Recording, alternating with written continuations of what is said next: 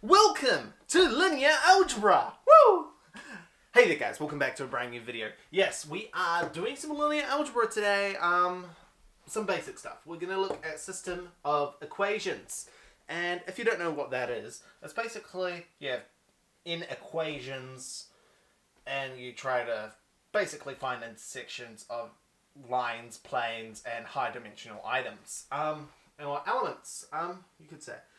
So, first we are going to define some terms. Let's say we have two lines. This is what is called an intersection point. Intersection point. And that intersection point, we usually would go about finding it by setting the two equations together to one another. So let's say y1 was equal to nothing but a1x plus some constant b1, and y2 was nothing but a2x plus some other constant. Now, to find the intersection point, you'd go about setting those two to one another, and you'd go, well, that would mean that a1x plus b1 would be equal to nothing but a2x plus b2. And now at this stage you go, okay, what's some properties we can use for linear algebra using this equation? Now the first thing you can notice is, well, okay, let's say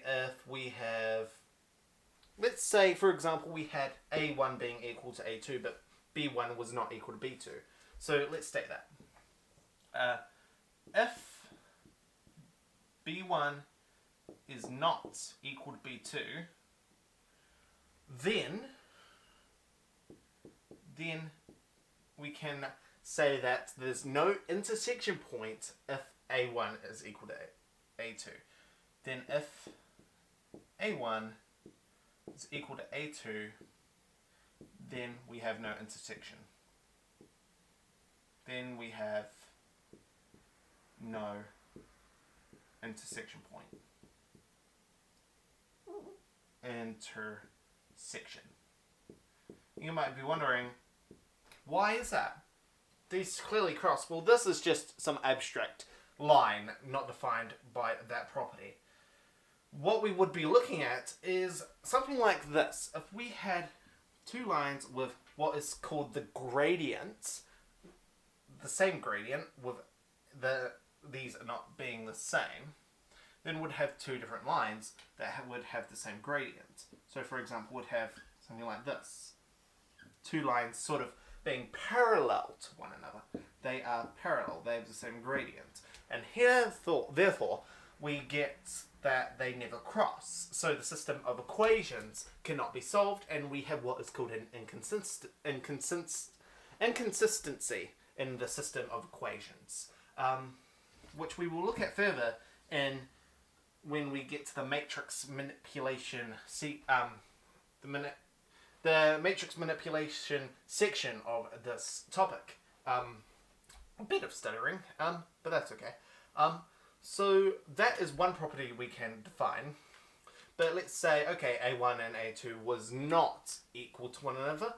So if a1, a2 was not equal to one another, then we can rearrange to get the point x for where they intersect. So we can do that. Let's do that. So we get a1x minus a2x is nothing but equal to b2 minus b1. And we can factor out the x here. a1 minus a2. And that is equal to b2 minus b1. And therefore, we get x is equal to b2 minus b1, all divided by a1 minus a2. Okay? And you might be wondering to yourself, okay, that clearly makes sense, because if a1 is equal to a2, then we have the denominator being equal to 0, and that can't happen. And if we have the numerator being equal to 0, then that would be 0. So if these can't be equal, then clearly that can't happen, and that can't be 0, and we'd have 0 over 0. Because it'd be indeterminate form. Okay? But let's say if they were equal to 0, these were equal to one another, then this statement here would be 0 as long as a1, a2 was not equal to 0. Okay? So the solution would be just 0 because they'd have the same sort of origin point. And now we can go ahead and do some examples on the other side of the whiteboard.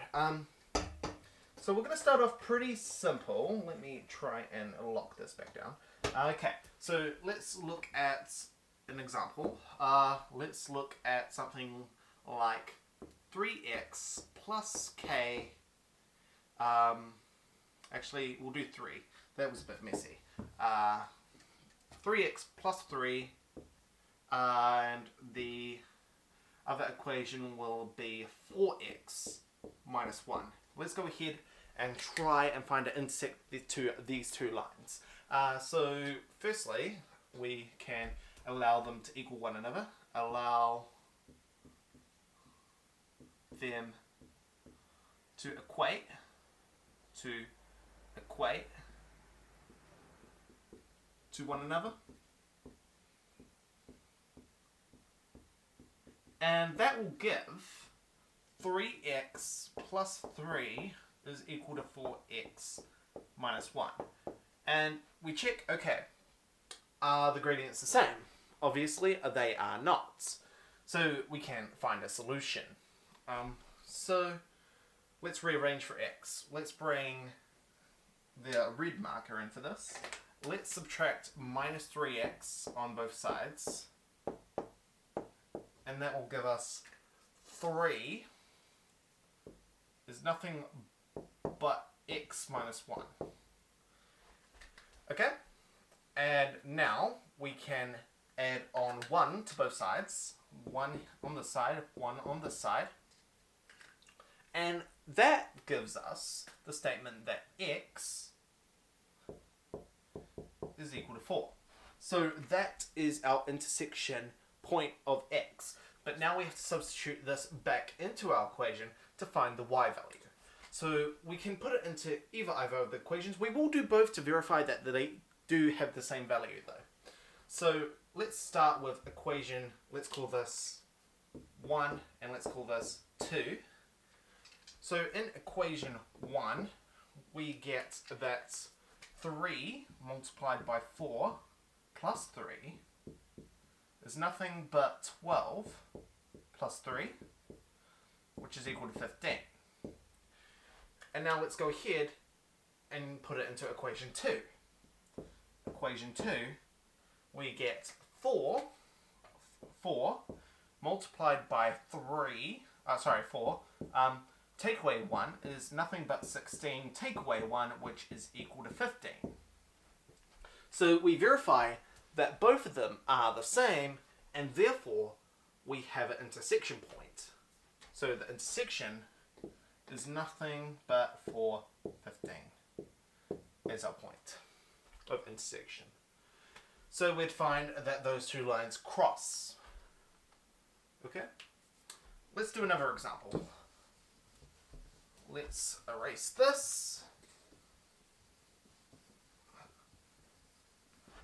And let's do a bit of more of a, I wouldn't say tricky example, but a bit more of a problem where you have to think about things. Let's say I have some gradient k, x plus 3, and we have the other equation just being some other equation 6x minus 2. Okay? We will mark this as 1 and 2 again. 1 and 2. And let's say we are interested in finding the value of k. Yes, the value of k if we know that we have an intersection point at the point 1. If we have an intersection at x is equal to 1. So, how do we go about doing this? Well, if we substitute in our point, we get a equation in terms of k and just a value. And if we were to set them equal to one another, then we could rearrange for k. So let's go ahead and do that.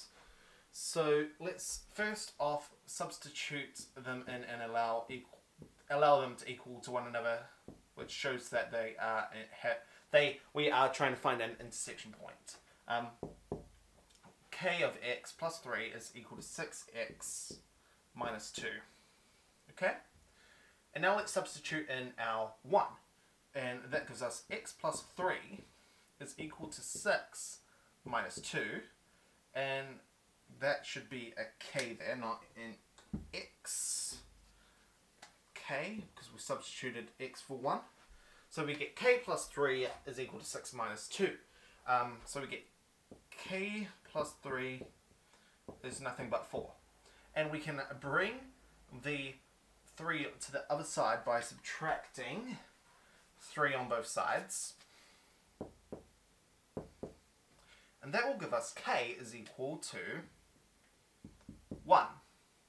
Okay, so that would give us the intersection point being x equal to 1 at what point? Well, if we substitute in our k here, and then our x here, well, we actually find that the intersection point actually happens at 4. So let's go ahead and do that.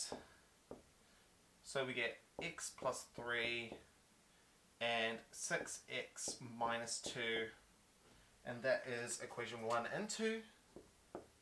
1, 2, and substituting in our point x equal to 1 as we did, then we get 4 for 1, we get 4 for 1, and we also get 6 minus 2, which is 4 for equation 2. So you can see that if we are given a point, but we're given a non-point, then we can sort of make another system of equations and solve that to find a system of equations such that that intersection happens at that point. And if you're given, for example, just the x value, you can do this. If you're given the y value, though, that's a whole different thing that we'll do in another video.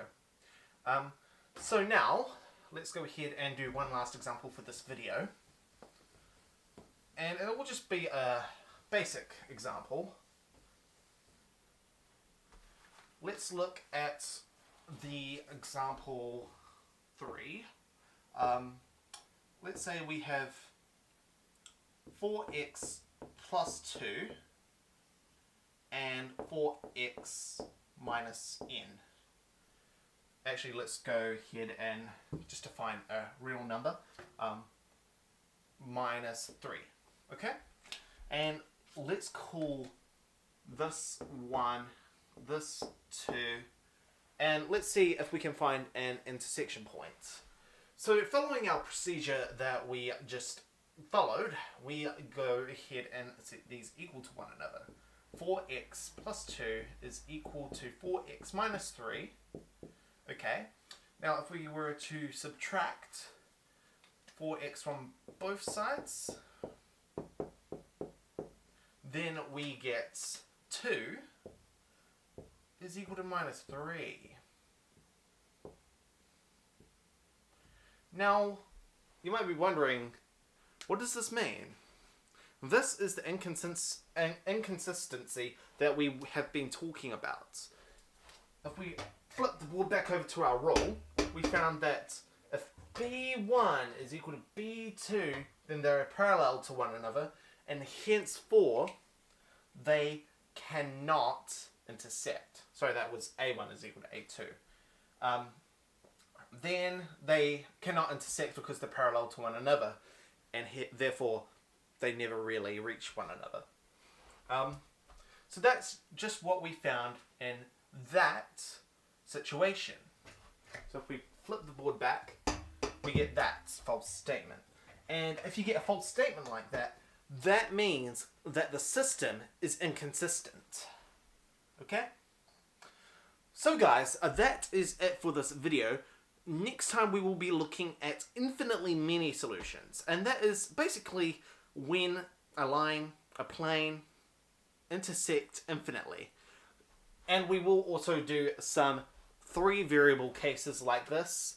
and we might even introduce you guys into matrix manipulations.